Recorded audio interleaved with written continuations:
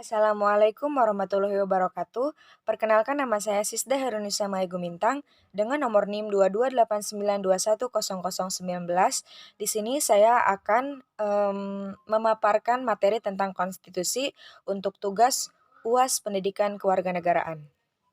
Baiklah, yang pertama tentang pengertian konstitusi. Konstitusi adalah keseluruhan sistem ketatanegaraan suatu negara yang berupa kumpulan peraturan yang membentuk dan mengatur atau memerintah dalam pemerintahan suatu negara. Konstitusi sendiri mampu menentukan hubungan antara pemerintah dengan warga negaranya. Konstitusi bisa diartikan sebagai salah satu perangkat yang membentuk sebuah negara. Konstitusi ini juga merupakan seperangkat prinsip serta aturan yang mengatur suatu negara. Biasanya aturan tersebut juga terkandung dalam satu dokumen. Jika tidak ada konstitusi, maka nantinya negara akan kekurangan peraturan dan aturan.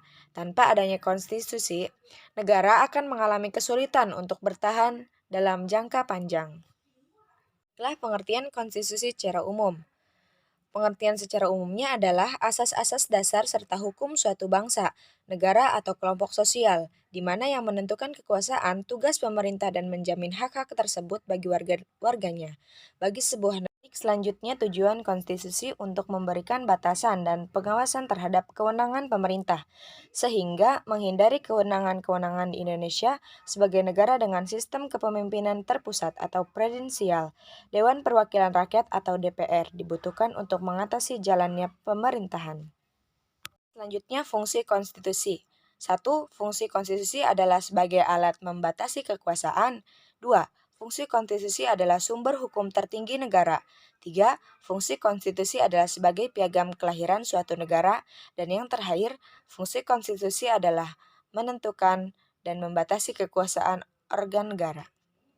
Konsep konstitusi. Konsep konstitusi adalah sebagai hukum dasar dan tertulis yang berlaku dalam suatu negara, menjadi dasar pendirian negara tersebut, serta dipergunakan lebih lanjut sebagai dasar pembentukan dari undang-undang maupun hukum dan peraturan lain yang berlaku di wilayah negara tersebut dan sifatnya mengikat warga. Mungkin cukup sekian dari saya, kurang lebihnya mohon maaf. Wassalamualaikum warahmatullahi wabarakatuh.